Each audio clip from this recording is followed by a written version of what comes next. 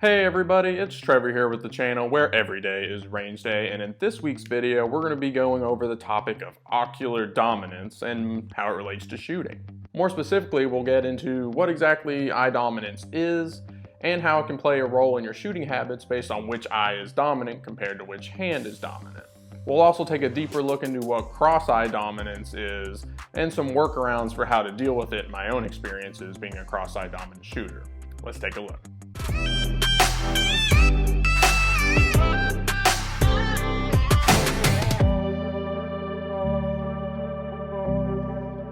So ocular dominance, what exactly is it? Much like your brain has a preference for which hand you like to use for things, being right-handed or left-handed, the same phenomenon could be observed with your eyes. Your brain tends to prefer the visual input from one eye over the other, and this plays a large role into your shooting, what with sight picture, target acquisition, and being able to shoot easily with both eyes open. Now, similar to how most people tend to be right-handed, most people tend to be what is called strong eye dominant. This doesn't mean that you're right eye dominant, it just means that your dominant eye matches your dominant hand. So if you're right-handed, your right eye would be the dominant eye. Conversely, a smaller percentage of people, maybe 20%, 30% of people, are what's known as cross-eye or weak eye dominant. This would be where your dominant hand does not match up with your dominant eye. Like in my case, I am cross-eye dominant. I am right-handed and I shoot right-handed, but my dominant eye is my left eye. Again, most people tend to match up, so you're strong eye dominant, aka your strong hand matches your strong eye. Then you have a slightly lower percentage of people like me where it's crisscrossed, and then there's a very, very small percentage of people where you could either argue that both eyes are dominant or neither eye is dominant, and you can kind of play off of both of them, similar to being ambidextrous. Not too many people are like this though, so we won't get into that too much. When it comes to shooting, if you're strong eye dominant, it's probably not that big of a deal. You may not even notice, and quite frankly, there's not a ton to worry about. Everything basically lines up quite nicely when you're aiming. The right eyes in the right spot align with your sight picture, and you're generally good to go, so to speak. If you're cross-eye dominant, it's not really the end of the world, so to speak. There's just a little bit extra training or practice that you should probably do in order to be able to shoot with both eyes open effectively. For example, if you're strong eye dominant and you're right-handed, that means your right eye and your right hand are both dominant.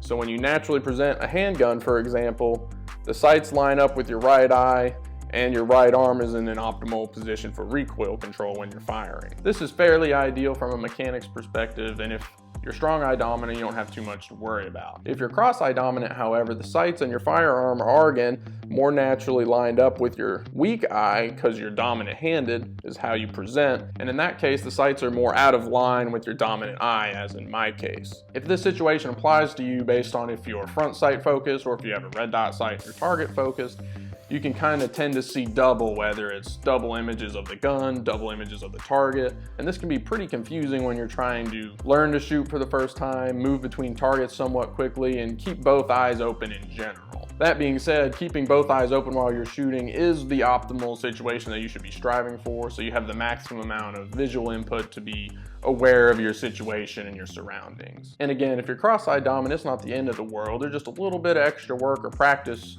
you have to do in order to make sure you see things straight. And it's also probably better to identify your case of eye dominance, being strong or cross-eye dominant, early on so you don't develop bad training habits. And I'll get into that here shortly when I get into some of the different methods that people like to use to work around or adapt to being cross-eye dominant. The sooner you realize it, the sooner you can avoid developing bad habits. So now we'll take a look at some of the workarounds that some people like to talk about as it relates to cross-eye dominance, and I'll just share my experiences and thoughts on each one of those.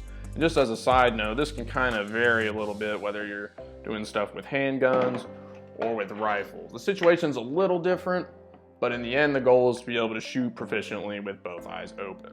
And that's sort of the goal that each of these workarounds tries to get to in one way or another. The first workaround is more of just a cheat and isn't exactly what I recommended, because as I said, being able to shoot with both eyes open is the goal, but in a pinch, the best way to kind of get rid of some of the seeing double, whether it be sights or target like I mentioned previously, is to simply close one eye, be it your dominant or your non-dominant eye. This takes care of the double images that I was talking about before, and basically just treats it as if your only open eye is the dominant eye, because that's all of the visual information that you're receiving. Again, this isn't optimal because you're basically sacrificing 50% of your field of view, and that's just not good at all for situational awareness, and I wouldn't recommend it. Although this is where I started shooting, and is why I would recommend sort of diagnosing your eye dominance early on so you don't develop that habit. Another fix that some people like to suggest or recommend is to simply move the gun over to be in front of your dominant eye.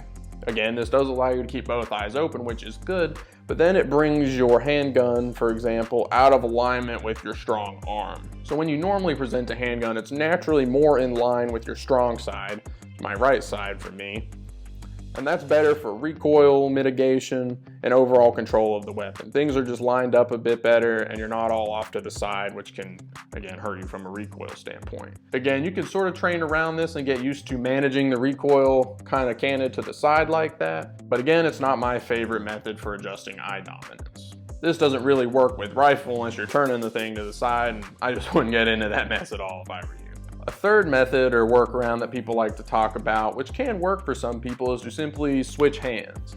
So that would be, in my case, since I'm right-handed but left eye dominant, you switch your strong side to match your eye. So this would mean I would shoot left-handed like this, and again, I naturally present the weapon. It's more in line with my left eye, which is strong, and my left side. So recoil is good from that standpoint, but it is not my strong side, so to speak. Again, this can really work out for some people, especially if you do it early on, and some people even shoot better when they're not using their handed side, for example. If you're a righty, some people are just better at shooting left-handed for whatever reason. And the earlier on you try to do this, the better luck I think you'll have with adjusting to the different mechanics of using the other side of your body as your strong side. Now for me, this doesn't work out too great. I can barely brush my teeth with my left hand because I'm so ingrained into doing everything with my right hand.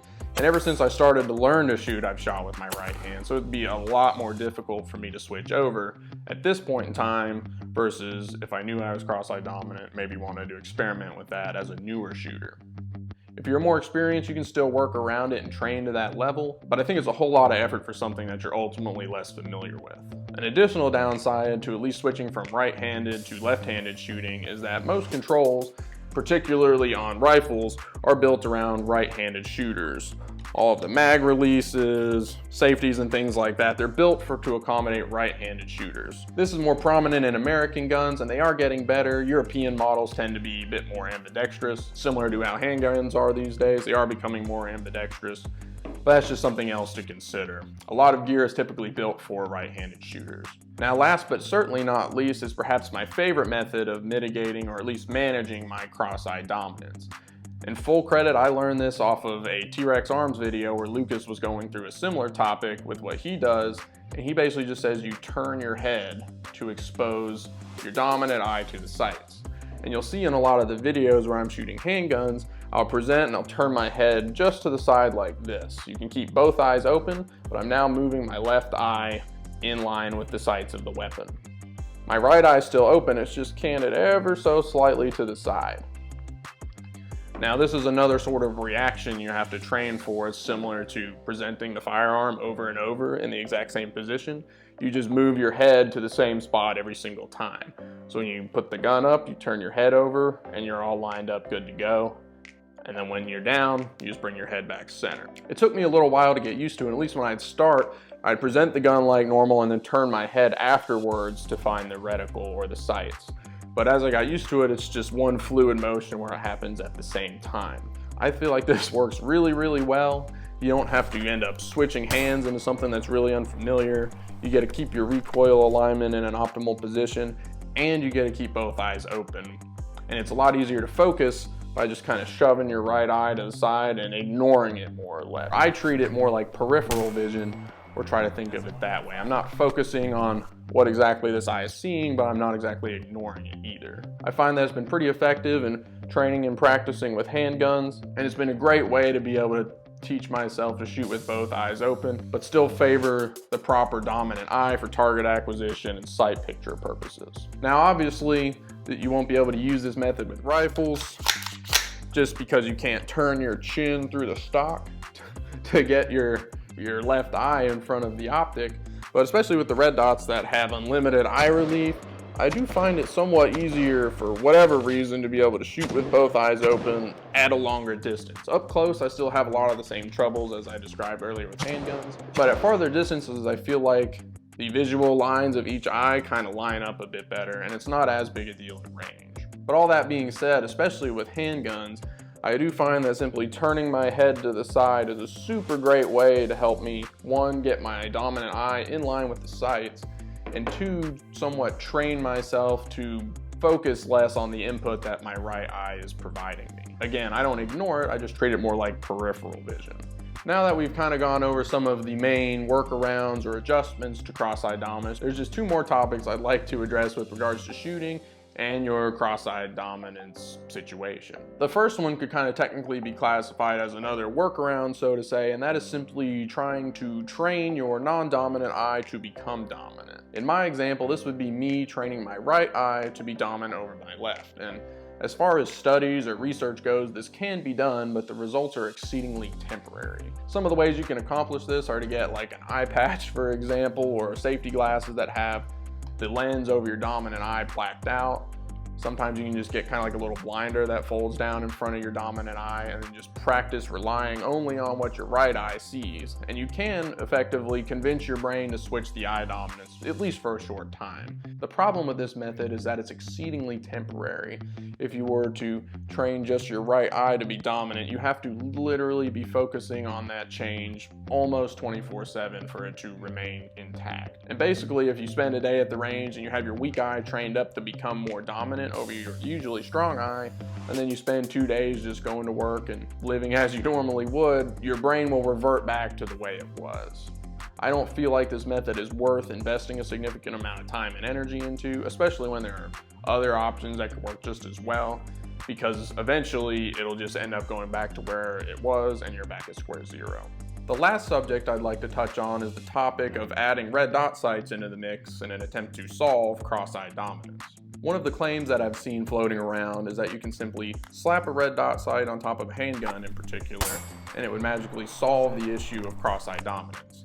In essence, you could, using a red dot sight, just expose your non-dominant eye to the reticle through the viewing window and it would basically solve your problems. I would counter and say that a red dot sight on a handgun doesn't really do all that much for you, at least with regards to cross-eye dominant shooting. If you were to use the red dot sight in the manner proposed by this claim, you're essentially only exposing the reticle to your non-dominant eye. Since my eyes have space in between them, and that the viewing window on a pistol optic isn't all that large, plus the handgun is not very far from my face, I will only ever be able to expose one eye to the reticle, never both at the same time. So in essence, all of the issues that I've described before relating to double images, whether you're looking at the target or your sights, still apply in this situation. It's just now one of those images has a reticle imposed over them. With that being said, I still find it necessary to turn my head in order to expose my dominant eye